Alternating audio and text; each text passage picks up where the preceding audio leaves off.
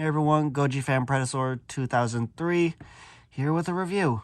Now this one is one of my personal favorites and one of the many monsters to not reappear. So without further ado, here he is.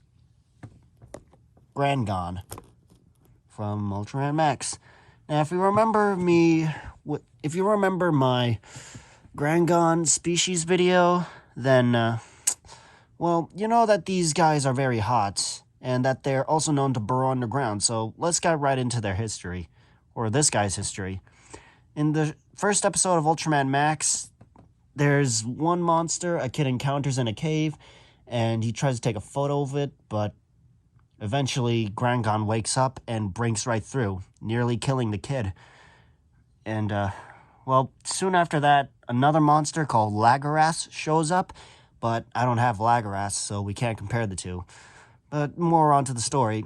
These two meet each other near a town and near a hospital, and turns out when they blast their fireballs and ice beam, well, it sends a bright light of a shockwave, apparently. Some sort of ability. And after their little fight, or during their little fight, Ultraman Max shows up and stops them from attacking each other, and now they attack Ultraman Max. Eventually, Max gets the upper hand and blasts Grangon to pieces, along with Lagaras right after. But in a later episode, there's another Grangon, and, well, its back was eaten, apparently. More than likely while it was still alive. And that led to Grangaras, but since Grangon is no longer in there, and since Grangaras is part Lagaras and part Grangon, due to special means, then that's it for Grangon. After that, he hasn't made any appearances anywhere else as far as I'm aware. Not in any other Ultraman shows, but I think his suit was reused in Ultraman Mebius and used to portray the monster Gromite, but that's about it for Grangon. Now, onto his abilities. He can burrow underground, rest for long periods of time, and can shoot fireballs. And you can certainly tell by his red and orange accents on his back that he's a sort of fire monster. And he looks rather mean.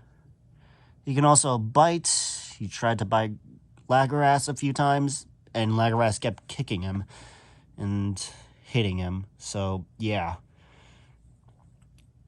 And to be honest, I'm not sure if this is an ability to be confirmed yet, but I feel like the tip of Grangon can be used to, like, do that, but I feel like it can do that if it actually did that. Then again, it'll probably break, so maybe that's why it doesn't do it so often. He also has a tail back here that he can use with a few Thagamizers, I believe. Use them to swing at his opponents. And he also has large forelimbs, so he can do some swipe attacks, along with his teeth and tusks. Well, tusks, I cannot say that right now, but he can also do a bite attack. I'm not sure if it's confirmed yet, but he can also probably do a headbutt attack. Probably a back attack like this. Kind of like Anguirus right here. As you've seen Anguirus do it in Godzilla vs. Gigan against King Ghidorah and Gigan. So let's compare the two. You can certainly see there's a bit of a standing difference and height difference. I'm not sure whether or not Grangon is 50 meters or 100 meters, but to be honest, I'd say this is close, especially when considering that Grangon also has reused Golza roars. And speaking of Golza, here he is.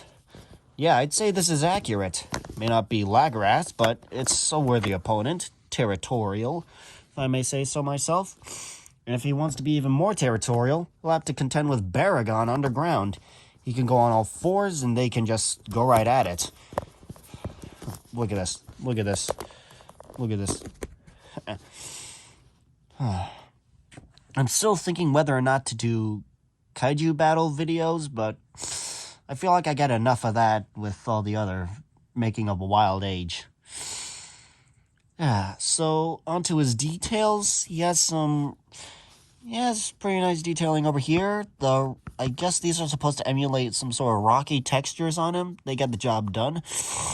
In most places, up here it feels rather smooth, but I guess that's because of the paint. He also has some more spikes back here leading up to the massive one on his back. And you can see it's kind of looks like a face. Reminds me of Satan Beetle for some reason. But anyways, moving on. He has a lot of bumps on his legs. I think these are some sort of scale impressions or warts, but I can't be too certain. He also has these, I want to say, flaps or folds on his arms and his legs. I'm not sure what these silvery parts are, but I guess they're reminiscent of armor plating, I suppose. Along with his sides on here would explain a lot. You can certainly see his nose. It kind of looks like a dog or another monster's face. I'm uncertain. Also has these tusks, and they're nice. Feel nice and smooth. They even managed to paint his teeth. Add that in there. Along with his nose. There's a lot of small details on his head, now that I think about it. And these ridges are meant to emulate... Wait.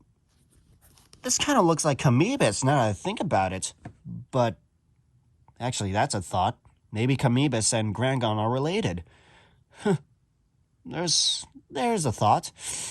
Maybe a theory, but nevertheless, let's move on. Onto his articulation, he can rotate his front and, well, not rotate fully, but he can certainly swivel around. But there's no articulation in the head or the tail, as the tail is glue-sealed, and the head is part of the body. Now, moving on to his paint, you can certainly see the yellow and red and orange accents on him. And again, I think these are meant to emulate a face, probably a deterrent or something. Or a showcase of his power like Godzilla, with his flame and atomic breath. And for my overall thoughts on Grangon, I really like him. He's a decent design, decent portraits, decent features, and I really wish they did more with him.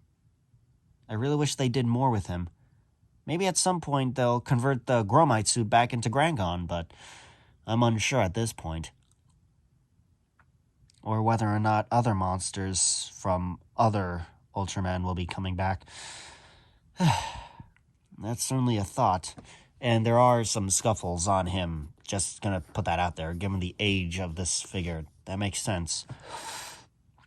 So, almost forgot about the underbelly. Also has this sort of square pattern on him. You can certainly see the trademarking is down there.